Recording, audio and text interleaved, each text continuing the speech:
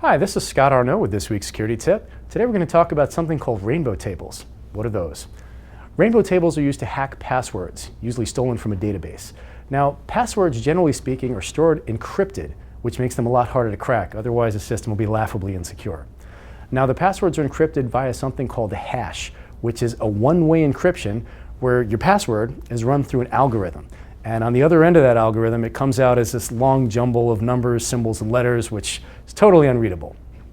But what makes a hash interesting is that the single word, so let's say you use the word password, never use that, it's awful, but use the word password as your password, it will always encrypt to the exact same hash. So that long jumble of letters, symbols, and numbers will always be identical for password every time. Now what a rainbow table is it's a list of those hashed passwords. So every single word in the dictionary is run through there and it's hashed, and it will always come out exactly the same. And of course, once a hacker has this rainbow table, it makes cracking passwords exponentially faster. Now, basically, if a password is on a rainbow table, you may as well not encrypt it. It's going to break so quickly.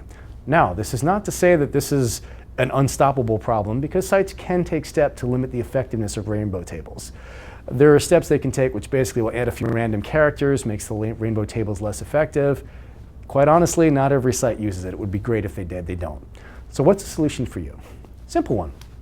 What you should use, instead of a regular password, and certainly not a dictionary word, use an original and long passphrase. That's basically a few words. It can be something absurd. My dog Skip likes blue pancakes. Okay, that's ridiculous, but you'll remember it, and it's nice and long. Or you can use something that happens to be familiar to you. You used to go to hockey games in Montreal when you were a little kid with your Uncle Bob. Uncle Bob, Montreal Canadiens, 1977. Very easy to remember. Plus, they won the cup that year, and that's important to know. So what it comes down to is the longer and harder it is, the trickier it is for a hacker to break through that password, and it becomes much safer. That said, I hope that was helpful, and have a great week. See you next week.